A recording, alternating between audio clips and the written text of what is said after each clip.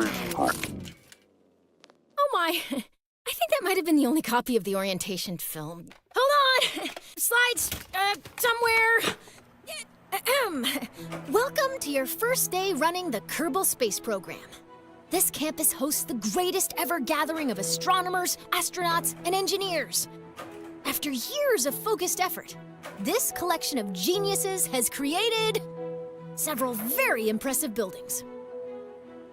We believe we have all the necessary pieces to take our first steps off the ground. The best way to advance our technologies further is to get up there and learn by doing. All we need now is somebody to show us how to put all these parts together. Well, we also need somebody to help us out with the flying. We need a lot of help, actually. That's why you're here. My name is Paige, by the way. If you need any hints, feel free to visit me over at the training center. Everything in there is well padded, so it's a great place to get up and running. Welcome aboard!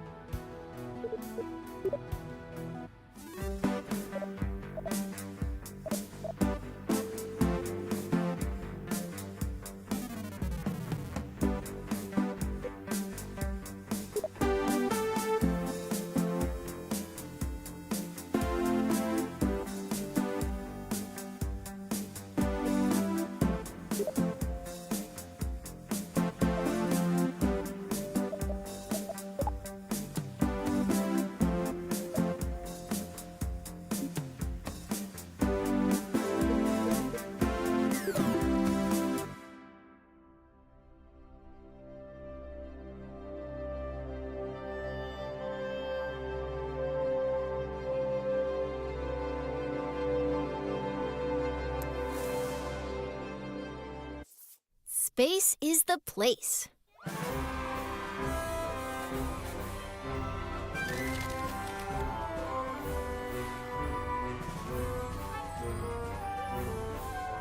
So you want to get to space. Have you tried rockets? Rockets use fuel and engines to create thrust, which propels them forward. When a fuel tank is empty, it is dropped to stay as lightweight as possible, allowing the rocket to go even faster. These tanks, as well as other expendable parts of a rocket, are called stages. Different stages do different things. Often the first stage is very powerful, with just enough fuel to get the vehicle through the atmosphere. The second stage usually has a low-thrust engine that, while not as powerful, is more fuel efficient. After dropping the heavier first stage and leaving the atmosphere, the second stage engine pushes the much lighter second stage to orbital speed.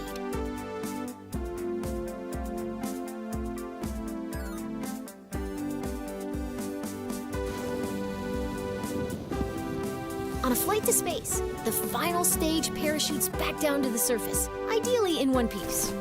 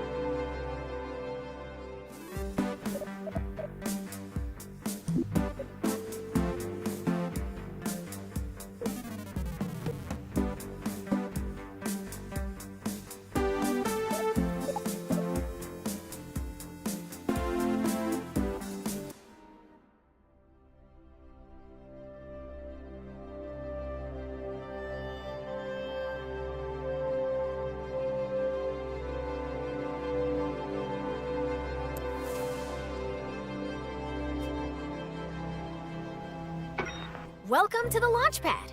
As you embark on your journey into rocketry, it's important to get all the crashing out of your system here in the simulator. It really cuts down on the awkward phone calls.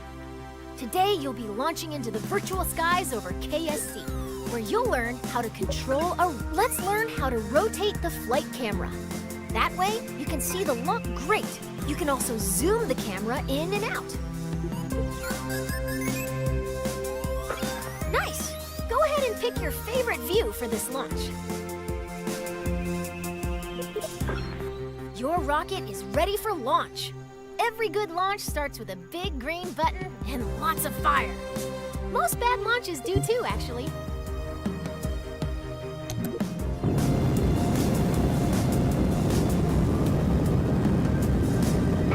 Looking good! Ascend to 1,000 meters, and then we'll learn some controls.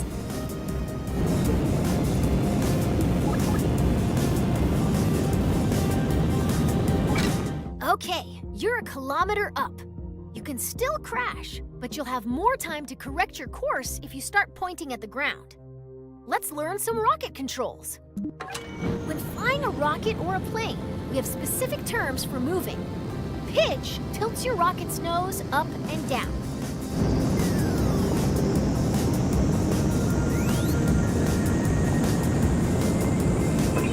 Nice pitch. Now, let's move on. Yaw steers your rocket left and right. Try it now. Now yaw to the left to straighten up. Excellent. Now for the final control. Roll rotates your rocket clockwise. That's the basics of rocket flight. Feel free to experiment with the controls. You can move on when you're ready.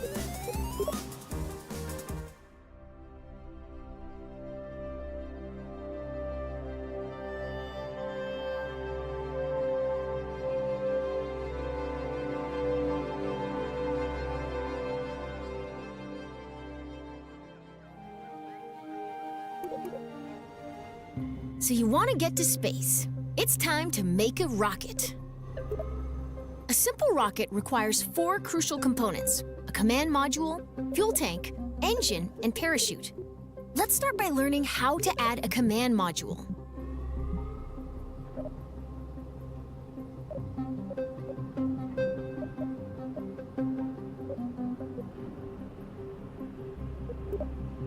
A command module allows us to control our vessel.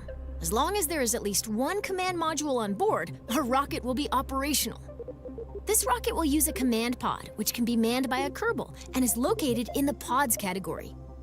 Or multiple Kerbals. It all depends on the crew capacity of the part.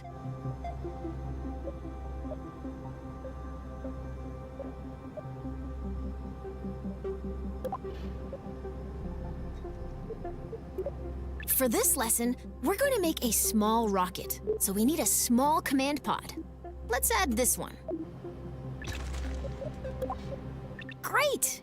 It doesn't look like much, but it's a... How about that one? Notice the part is once again... Now that's beginning to look like a rocket. Well, almost. We need an engine.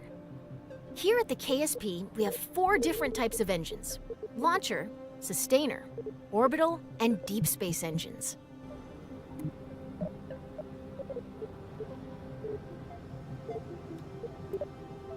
Now let's add the sustainer engine to the fuel tank. Excellent! Our rocket is looking pretty great. Our 1 Kerbal rocket doesn't weigh much, so we only need an extra small parachute. Let's go with... Now, all we need to do is put a... Congratulations! You've just built a rocket. Are you sure you haven't done this before?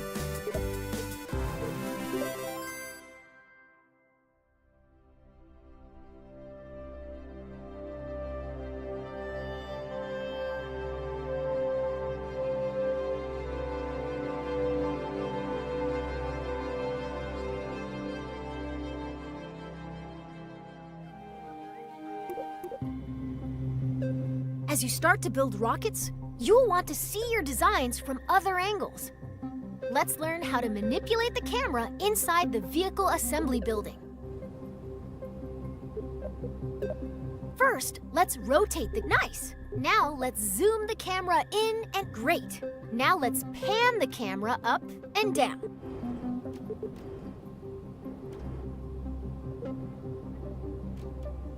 You can also focus your camera at a specific part.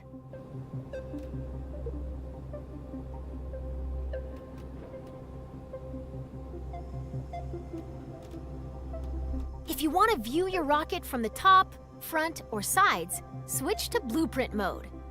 If you ever get lost in the VAB, you can always reset the camera.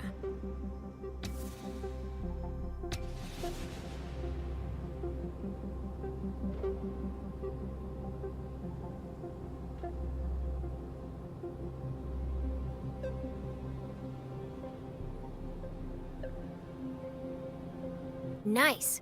Now you can get at those hard-to-reach parts of your rocket.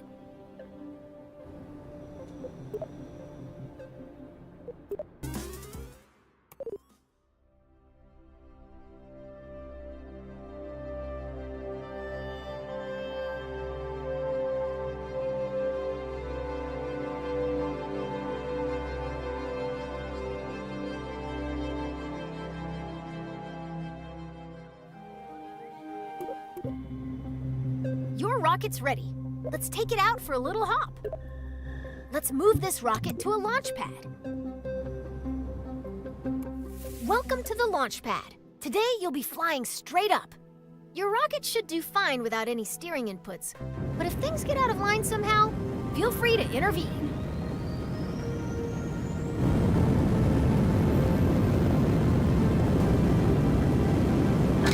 You've cleared the launch tower and your flight is underway.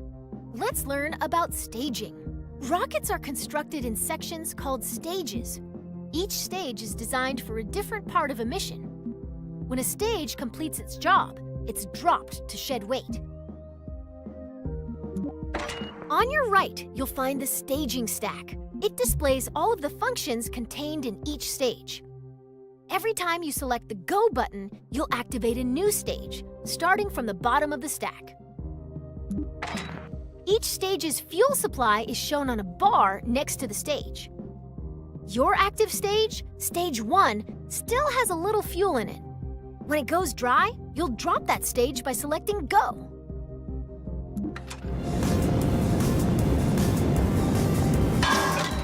Your first stage is out of fuel, and all it is doing is slowing you down. To drop that weight, you're going to activate your next stage. That will activate a decoupler, which will drop your empty stage. It will also activate your next engine. Once you activate a stage, there's no going back. Ready? Hit Go to lose that mass. Congratulations! You're nearly to space, and your next set of fuel tanks are empty. Now is a good time to drop them.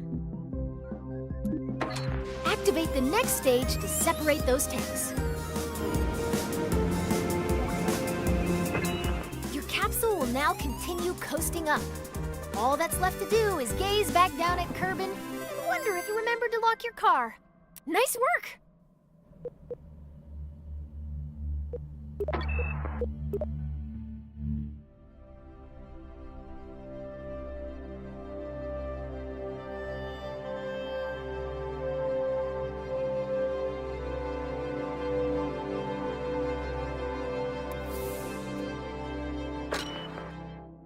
Your capsule has a lot of momentum.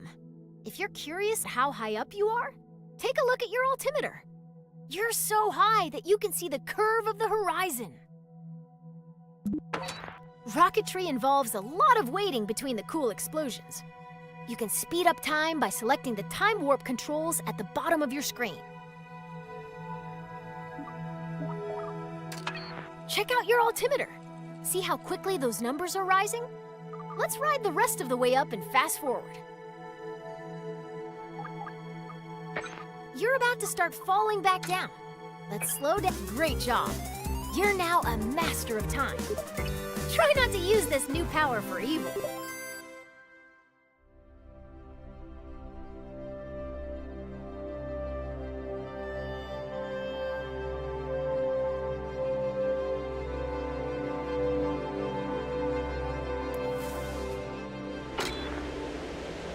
What goes up must come down. Wind resistance will slow down your capsule's descent, but not enough to prevent it from turning into a bunch of tiny capsules when it lands. That's why we've attached a parachute. If you deploy your parachute too early, it'll be torn off. If you deploy it too late, you'll do some unplanned underground exploration. The sweet spot for Kerbin is between 20,000 and 2,000 meters. Okay, you're low enough to activate the final stage that can take... Hit go to pop your chute.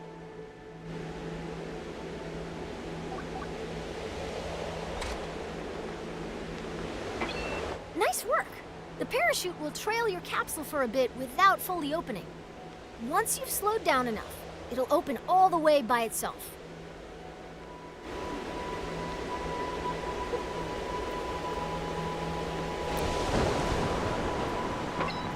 Your parachute is now fully deployed and slowing the capsule to a safe velocity. Congratulations! If this were real, you'd find celebratory snacks in the VAB kitchen.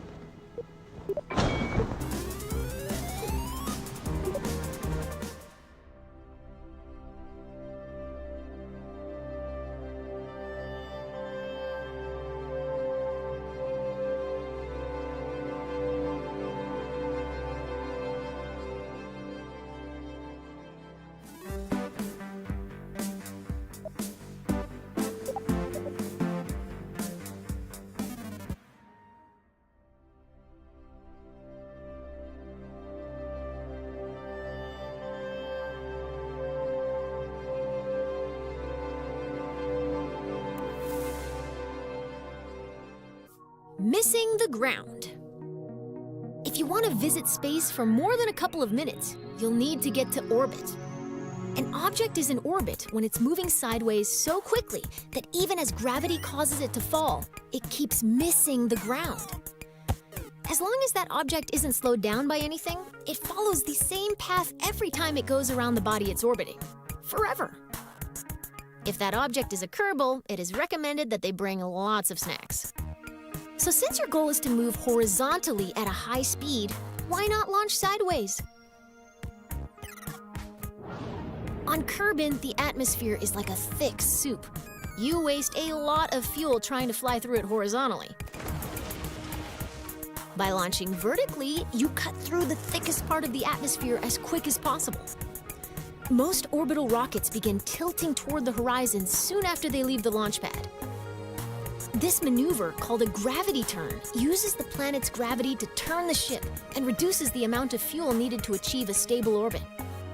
When launching near the equator, your gravity turns should point toward the east, since your vehicle gets a free boost from the planet's rotation. Thanks, planet! Once a vehicle is moving quickly enough that its arc will take it above the atmosphere, it shuts down its engines and coasts to space. Once it nears the top of that arc, the vehicle needs to fire its engines a second time to keep itself from falling back down to the planet. Doing this turns that arc into a nice big circle. Congratulations! You've missed the ground.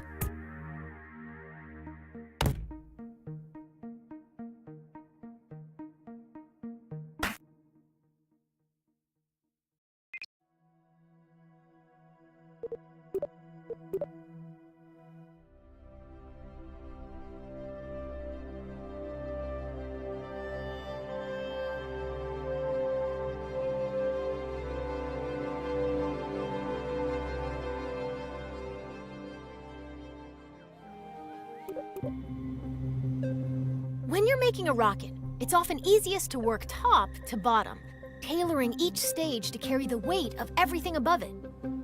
To give you a head start, I've already placed an upper stage, perfect for maneuvering in the vacuum of space. It could use another, more powerful stage to push it up to space from Kerbin's surface. Let's turn this vehicle into a multi-stage rocket. Anytime we intend to drop an empty stage after using all of its fuel, we connect it to the stage above it using a decoupler. A decoupler contains explosive bolts that, when activated by a staging action, add that decoupler to the bottom of your rocket. we need to attach a larger, more powerful lower stage to the bottom of your rocket. To keep things simple, I've whipped up a new lower stage in another workspace. Out in the real world, this list would show all of your saved workspaces. Here in the simulator, I'm only showing you the lower stage you need to merge. Now that the lower stage has been merged into your current workspace, you can see it next to the upper stage. Select the lower stage and connect it to the decoupler beneath. Perfect! Merging is a very powerful tool. Anytime you want to reuse a particular booster, lander, or other element from an existing rocket, merging saves you the hassle of making the same thing over and over.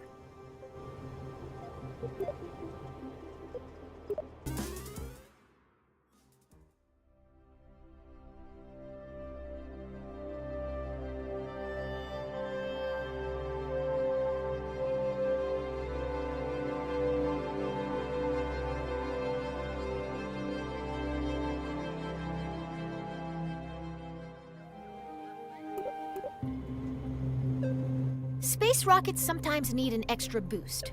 In a rare case of rocket scientists naming something well, these additional rocket engines are called boosters.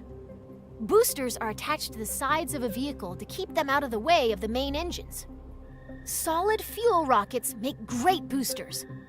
They produce a very high thrust for a short time. Let's attach some boosters to the sides of your vehicle. We'll start by attaching 4 radial decouplers that will eject the spent boosters when they're empty. To make sure that these decouplers are evenly spaced and aligned with one another, you'll be using the symmetry tool.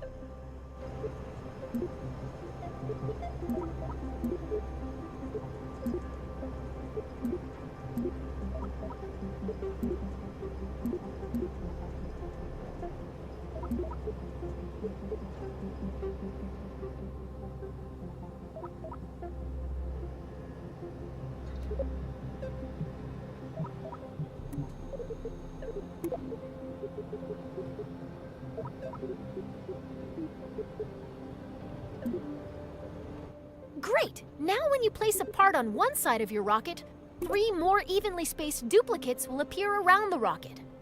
Go ahead and add 4. Perfect! Now you've got 4 radial decouplers exactly where they need to be. Let's attach those solid fuel boosters. Since you're still in 4x symmetry mode, simply attach this booster to one of the decouplers you just placed. That will attach copies of that. Great job! You've finished your orbital rocket. You can symmetrically place up to 8 parts at once, a feat that could until now only be achieved by certain sea creatures.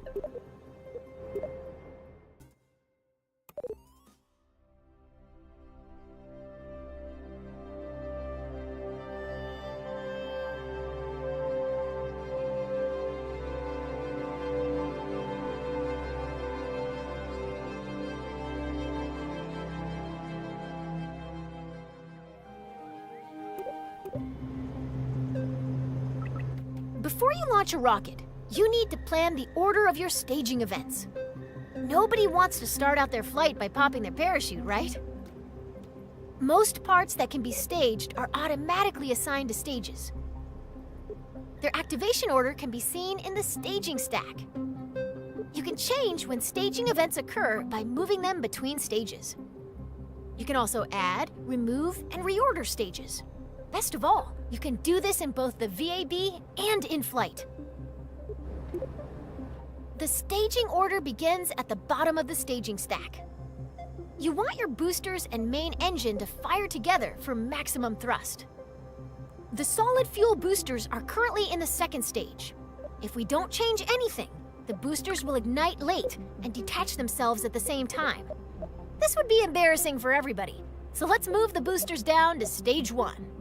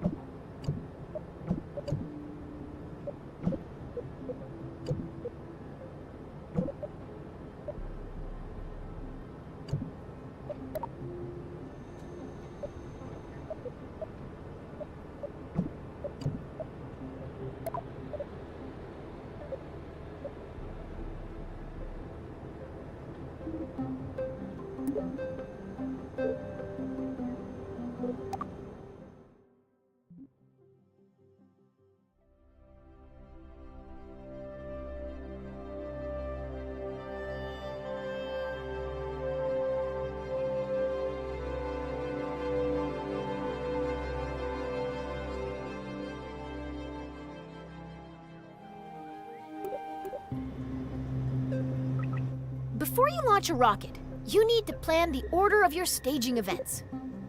The staging order begins at the bottom of the staging stack. You want your boosters and main engine to fire together for maximum thrust. Your solid fuel boosters burn very hard and very fast, so they will run out of fuel first. Even though your main engine and boosters will activate at the same time, you want to drop the empty boosters before you drop your main engine. You'll add a new stage above stage 1 to do one thing. Activate the radial decouplers to jettison. Now move all 4 radial decouplers from stage 4 to your new stage 2. All done. Your remaining stages are set up so that stage 4 will activate your orbital stage's engine. Stage 5 will detach the orbital stage's fuel tank when it's empty. And stage 6 will deploy your landing parachute. Thanks to you, this rocket is ready to fly.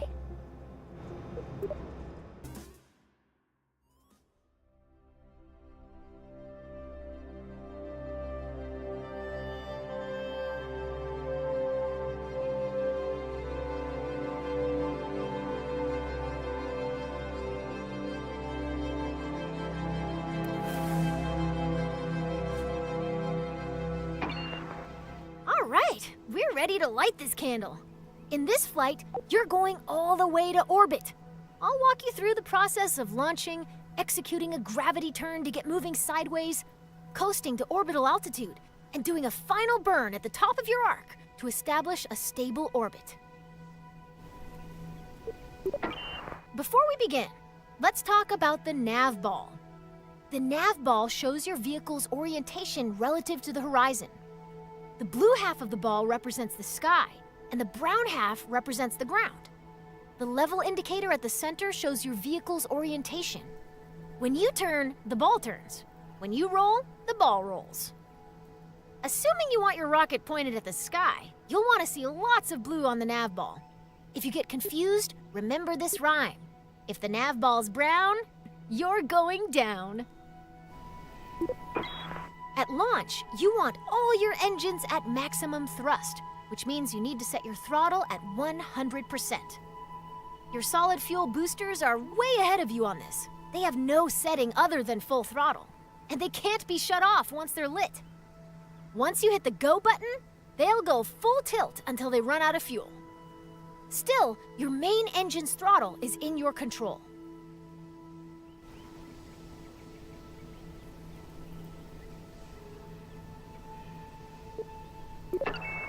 You can see your main throttle here. Left shift gradually increases your throttle. Left control gradually decreases your throttle. Z and X instantly set your throttle to 100 or 0% respectively. Left click, your fuel levels are visible within the staging stack.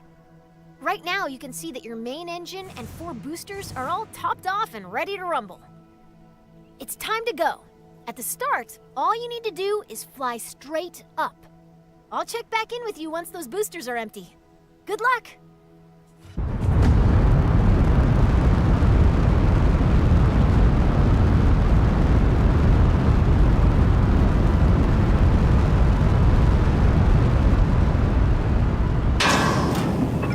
Every stage has its time. This one was a little too soon. Let's try again.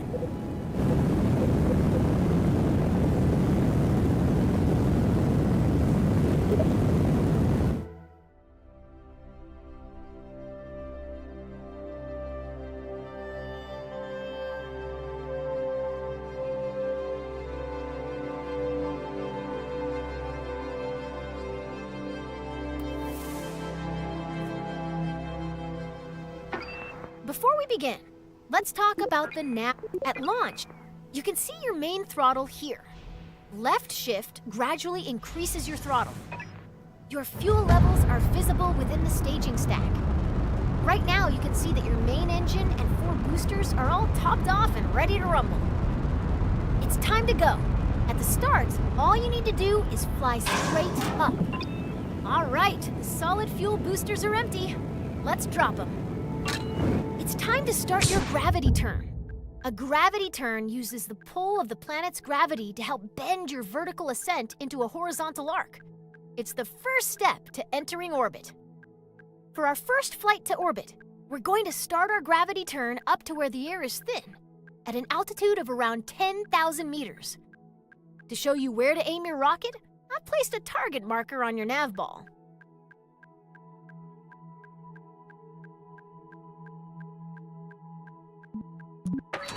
First, we need to get to 10,000 meters. You're going to yaw towards the east so that the target marker is in the center of the nav ball. Your vessel and nav ball should look like this example video if you're performing the gravity turn correctly.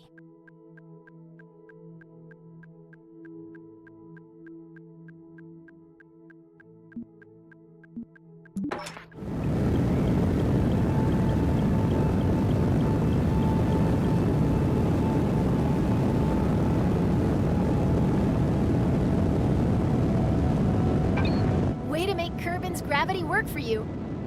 You're now on track to establish an orbit.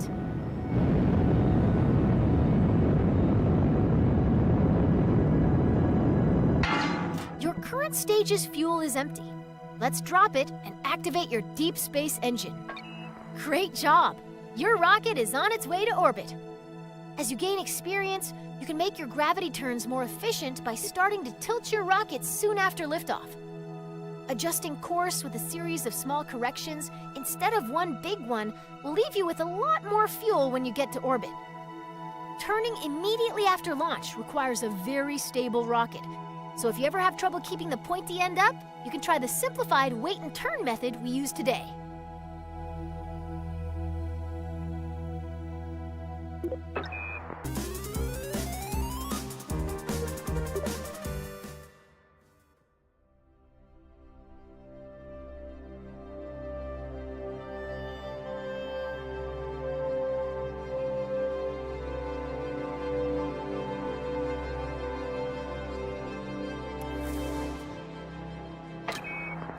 Right now, we're on a ballistic trajectory.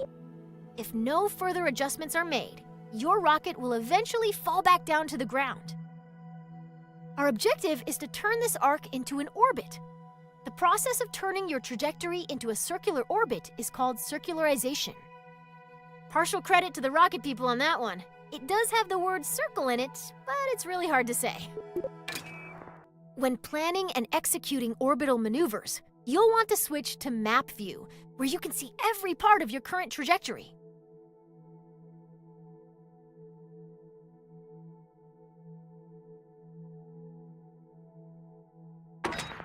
The blue arc passing through your vehicle is its current trajectory, the path your rocket will follow if you don't touch the controls anymore. Our goal is to make that arc into a circular orbit. After you've coasted nearly to the top of this arc, you're going to point forward, and then you're going to ignite your engine. If you time this burn right, you'll never quite get to the top of the arc, as it'll keep widening in front of you until it wraps all the way around the planet. Let's break that down a little more. The top of your arc has a helpful tag in map view. It's called the apoapsis, abbreviated as AP.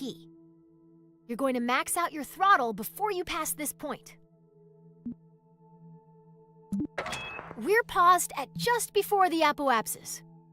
We want to go faster in the direction we're already moving, so we need to make sure our rocket is pointed forward. There's a handy marker on your nav ball called the prograde marker.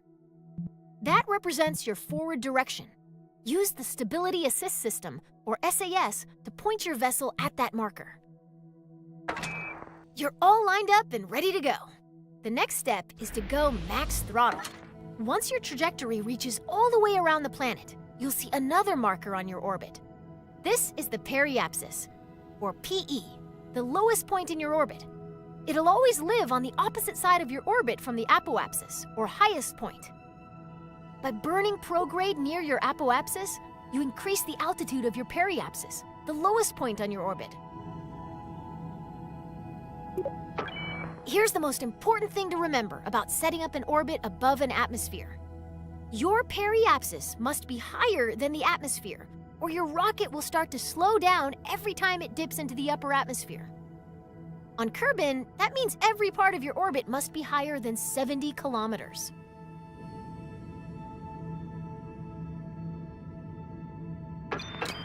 Okay, your orbit is fully out of the atmosphere. Cut the throttle. You did it! You're in orbit!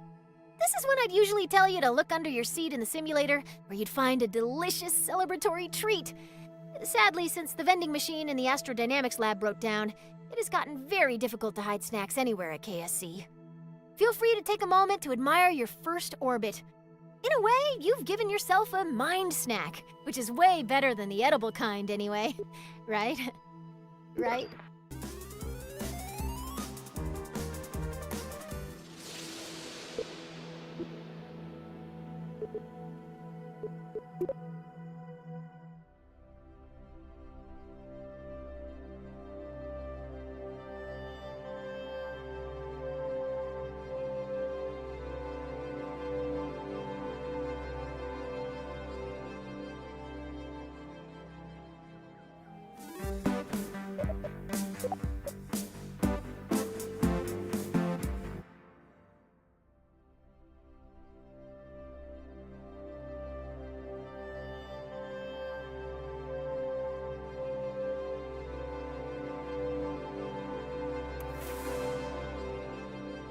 Orbits are weird.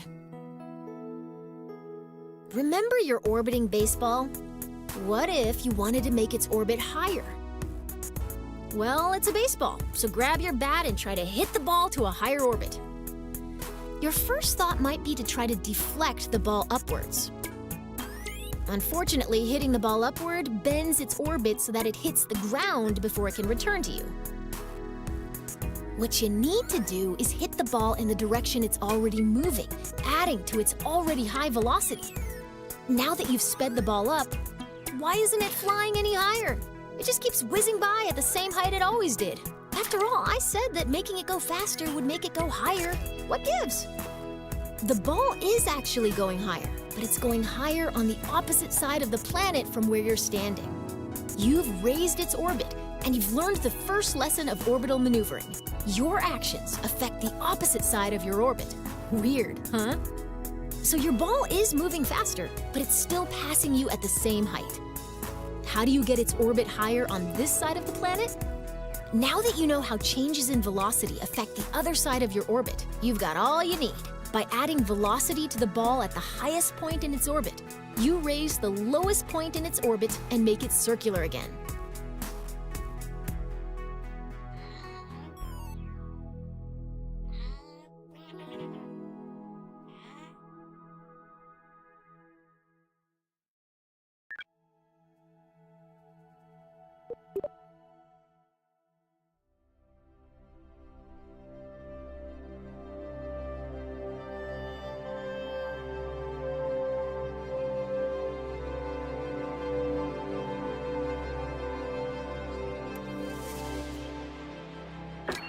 An equatorial orbit is good, but if you want to travel beyond Kerbin, you'll need to manipulate your orbit. Let's start with something simple, expanding an orbit. We do that by increasing the value of our apoapsis. Let's get a good view. Remember how you circularized your orbit by increasing your forward velocity? To raise your orbit, you'll just do more of the same. It's time to burn prograde. Now that we're pointed the right way, we can increase the throttle and watch our orbit expand.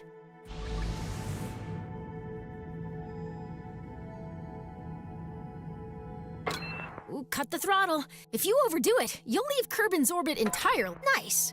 That maneuver raised our orbit on the other side of Kerbin, so we will enter high orbit there. Waiting to reach a specific point can be as eventful as watching the neon stripes on your rover dry. The paint job will be worth it, but isn't it better to rush to the end? Skip ahead to the good stuff using a time warp.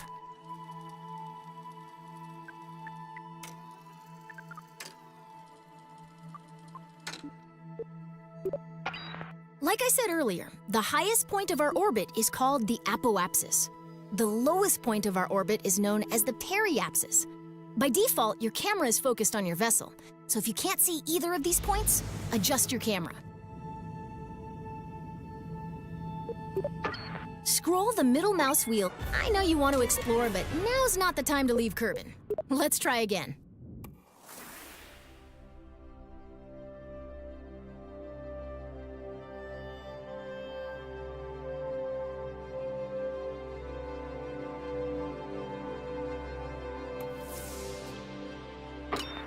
Equatorial orbit is good, but if you...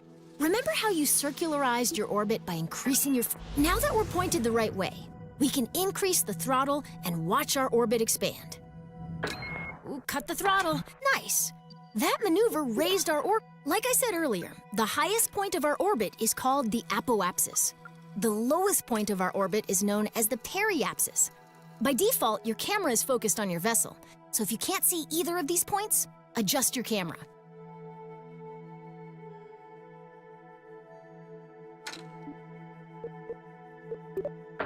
Scroll the middle mouse wheel to zoom in and out. Double-click an object to center your camera on it. Excellent! You can time warp to any position on your trajectory by selecting a point on your vehicle's current path, and then selecting Time Warp to Point. Now you're way up in the sky, so high that if you circularize your orbit now, you'll be in high orbit. Wow, Kerbal Space Center looks so small from here.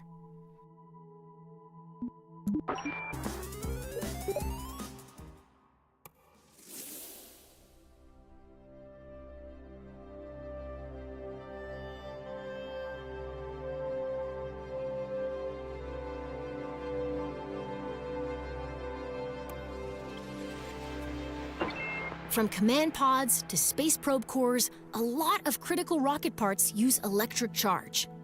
You'll want to design your rocket so it can generate and store EC. Most rocket engines generate electric charge while active, but we'll still need a way to keep our batteries full while coasting between maneuvers. Solar panels convert Kerbal's light into EC for our rockets. Small solar panels can just be placed, but large solar panels are delicate and must only be deployed once we're out of the atmosphere. I've equipped this rocket with 2 deployable solar panels. Here's a hand crank. Get to work. Just kidding. There's a handy button. Great! The solar panels are now extended. Light-tracking solar panels only rotate on one axis, so we may need to reorient our ship to point them fully at the sun. Let's make sure the panels are getting direct sunlight by rolling our ship a little bit.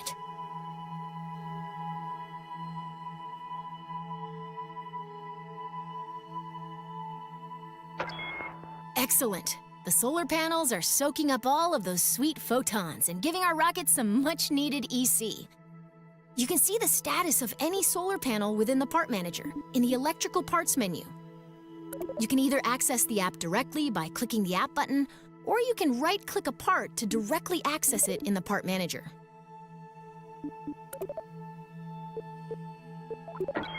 Getting EC is one thing, and storing it is another. Most command pods have a small battery, but many missions will call for additional EC storage.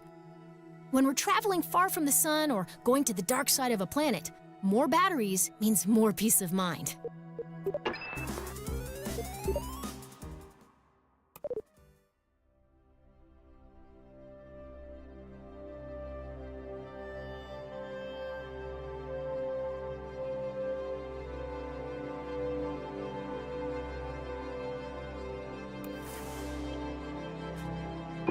Have you seen our R&D building? Our brilliant scientists are constantly developing new technologies. New technology means new parts to play with. Exciting, right? There is one teeny catch. Our scientists don't get out much. Outside of the launch pad, the majority of the KSC's explosions happen at R&D. After the Great Bathroom Break incident, the team has decided to stay put. Seriously, they've installed bunk beds in the break room. That's where we come in. While our scientists are hard at work, it's up to us to give them all the data they crave.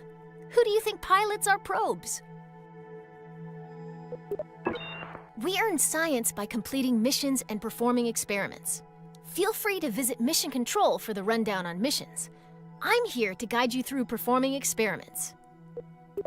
Experiments are performed at research locations, a combination of place and situation. For example, low orbit and high orbit around Kerbin are 2 of those locations. Other situations include being landed in a certain geographic region, swimming in the water, or flying in the atmosphere over Kerbin's majestic mountains.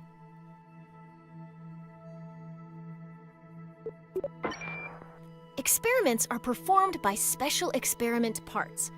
Each experiment will detail what research locations they work in, so read your part details in the VAB.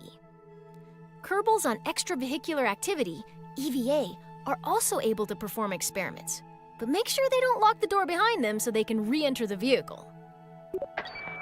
But Paige, you say, that's a lot to keep in mind. Is there an easy way to tell when I should perform an experiment? I've got your back. Every experiment on your vessel is tied to the Perform Experiments button. It's lit right now, so when you use it, it will activate our General Science Collection module and let us know how the mystery goo is doing. It's as easy as that. By the way, if you ever want to perform a specific experiment, or you want to see the status of an experiment, you can use the Part Action Manager. All of our experiments have been performed, and the research reports are available for us to read. Let's see what we've got.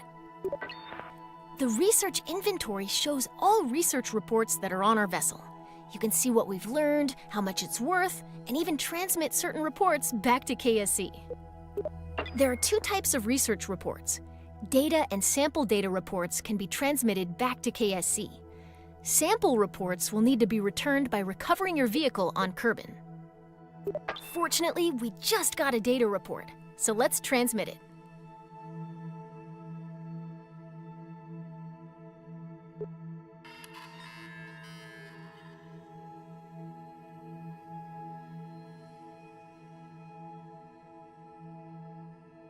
Transmitting requires both electric charge, EC, and an antenna to communicate back to KSC. If you're ever planning a one-way mission for science, make sure you have both.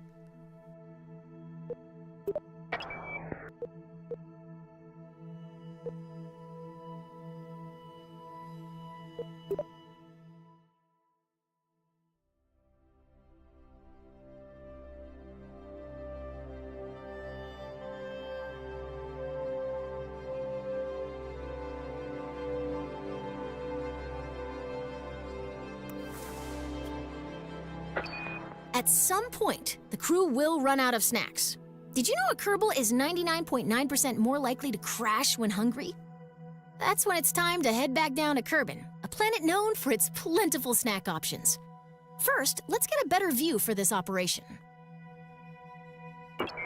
Remember how we burned prograde to raise our orbit? To lower our orbit, we burn in the opposite direction, retrograde. SAS can really help us out here, so let's turn that on. Now flip retrograde, the opposite direction to our rocket's movement. When we get into... All right, the rocket is aligned to retrograde. Increase the throttle and burn until our trajectory is just past the atmosphere. As we decelerate, watch what's happening to our periapsis. Once it enters the atmosphere, this rocket is on a path back to the ground. Don't ease off the throttle yet, though. We're going to keep burning until our trajectory intercepts the ground. This should give us a good idea where our... That's it! Let's stop our burn. Now that we're on a collision course with Kerbin, we need to turn that collision into something more survivable. This process of crashing without dying is called landing. Our upcoming stage will activate a decoupler, dropping the engine and exposing a very important heat shield. Why don't you do that now?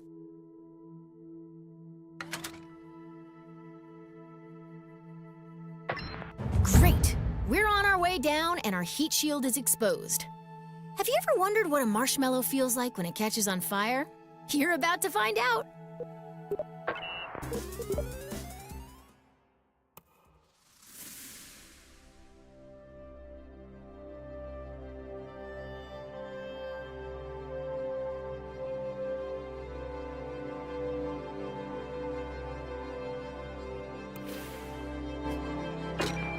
Okay, we're about to descend very quickly. Our friend, the atmosphere, doesn't like speeding, and it'll do everything in its power to slow us down. This tendency gets downright violent at re-entry speeds. Traveling rapidly through the atmosphere compresses the air in front of the vessel, slowing us down but generating heat. Re-entry is all about slowing down and diverting heat away from the sensitive parts of our vehicle. As our capsule descends, friction with the air generates heat. The only thing keeping us from becoming a shooting star is the disc-shaped heat shield beneath our capsule. Lucky for us, this capsule is equipped with one. Let's start by selecting retrograde. Right now, SAS is keeping the ship pointed retrograde, meaning the heat shield is facing forward. It's the only thing standing between our flammable crew and the white-hot blast furnace outside.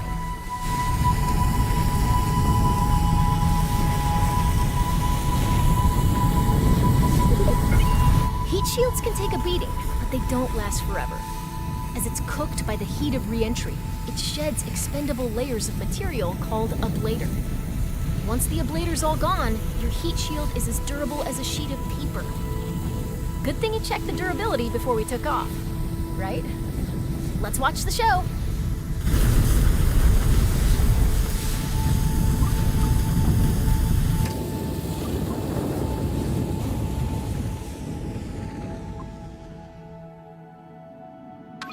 Whew, that was intense. I'd sweat if I had any pores. Now our velocity is low enough to safely deploy the parachute. Go ahead.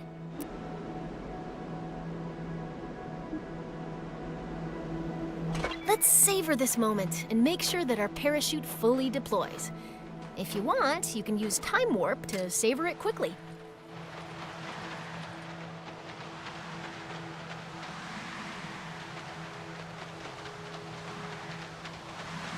Thanks to the heroic efforts of our heat shield, our parachute has fully deployed and our crew will land in the correct number of pieces.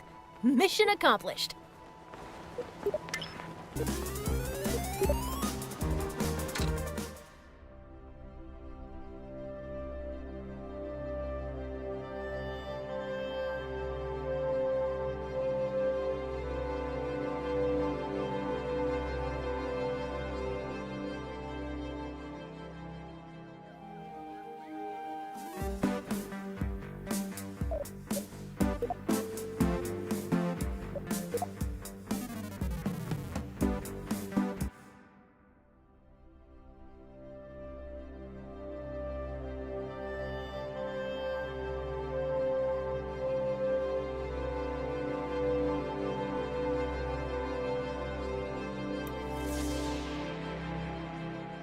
Orbital transfers. As you know, the faster you go, the higher your orbit gets. If you get moving fast enough, your orbit may cross the orbit of some other object, like a moon or a planet. The closest celestial body to Kerbin is the Mun. If you're looking for somewhere else to fly a rocket, the Mun is a good choice. The real trick to getting there is timing your departure so that the Mun captures your vehicle at its highest point. If you mistime your departure, you may miss the Mun entirely, which creates a lot of paperwork. Let's assume you've left at the right time and the Mun is there to meet you. As your vessel approaches the Mun, it enters a zone in which the Mun's gravitational influence on your orbit is stronger than Kerbin's. This zone is called the Mun's sphere of influence. You've had to go very quickly to escape Kerbin's gravity, much too fast for the Mun's low gravity to capture you. If you don't slow down, your vehicle will speed past the Mun and be flung farther into space. Remember what I said about paperwork? Once you're in the Mun's gravity well, the best way to slow down is to fire your engines backwards until your trajectory becomes a nice, stable orbit. Now you're a moon of the Mun! Ha!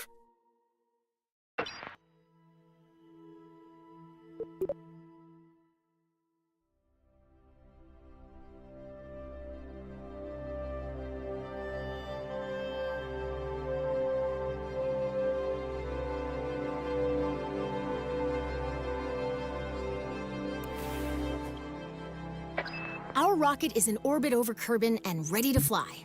The mission today is to, drumroll please, intercept and orbit the Mun. To be captured by the Mun's gravity, our vessel must cross into the Mun's sphere of influence, or SOI, the zone in which its gravity is stronger than any other celestial body around it. We're going to create a maneuver plan to figure out when and how long. Great! Now here's a new trick.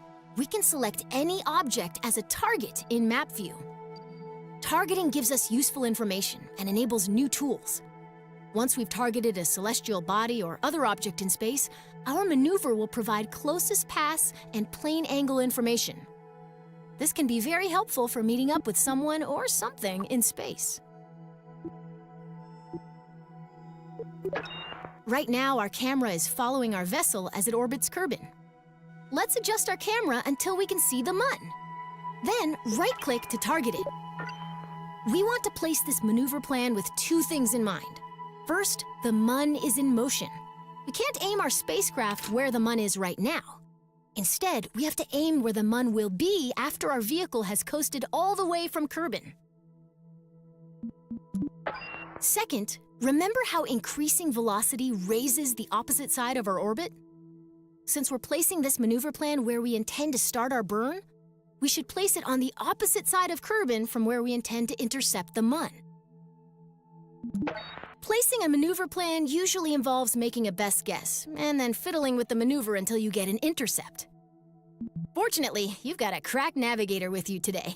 By my calculations, we'll want to put our maneuver here.